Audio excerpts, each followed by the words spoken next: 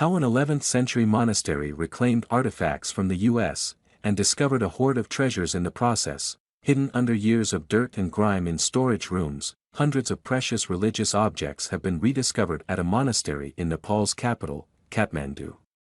Gilded crowns worn by Buddhist priests, halos that once adorned statues of deities and mini stupas gifted by the local community are among the long-lost antiques now on display at Itumbaha, one of the city's oldest viharas, an early form of a Buddhist monastery.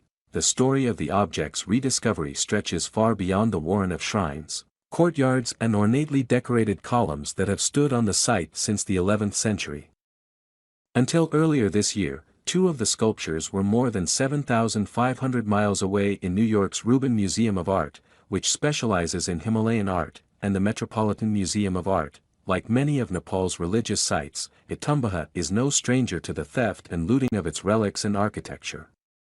Nepalese authorities estimate that up to 80% of the country's religious artifacts have been stolen and sold on the black market since the 1980s.